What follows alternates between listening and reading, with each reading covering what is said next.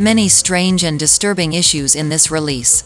Starting with the cover. It's been a long time since we've seen a parental advisory explicit content sticker. Was it just as a way to get attention?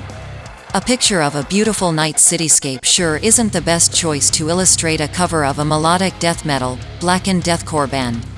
Then, blackened deathcore? Really? We don't have anything remotely close to deathcore here, and music is what you would expect from a Japanese band circa 2002, when melodic black metal was on the rise. Were it not for the discrepancy and the mixing of the voices, the inclusion of a female spoken word that sounds like it comes from somewhere else unrelated, and for everything sounding artificial, from the guitar distortion to the drums that seem programmed, we might even be looking at something remotely decent.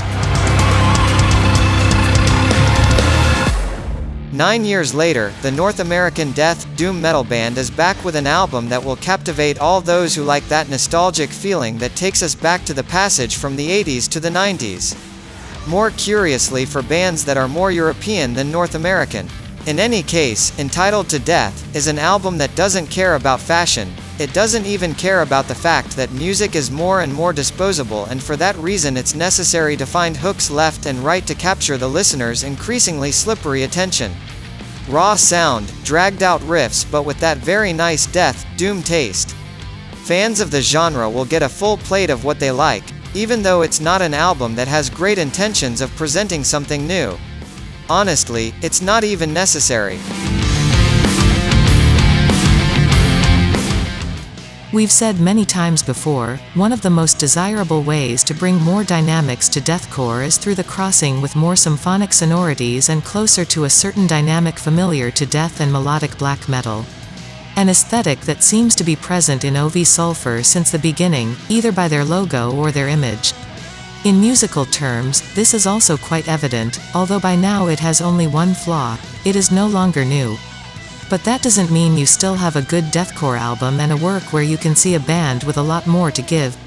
It is these expectations that make this album even more exciting. Exciting for what we heard, but mainly for what we will be able to hear in the near future. Good debut, and recommend it for those who have a soft spot for macabre ambiances and don't mind a breakdown once in a while. This return of Ocean of Grief took just 5 long years to be in our hands. 5 years since their debut, Nightfall's Lament, which is succeeded by an album even more passionate than the debut. Their melodic and melancholic doom, death has an impressive effectiveness in this album, from its first moment, Poetry for the Dead, to the final, Undeserving, that manages to seduce all those who are looking for weight along with a strong emotionality.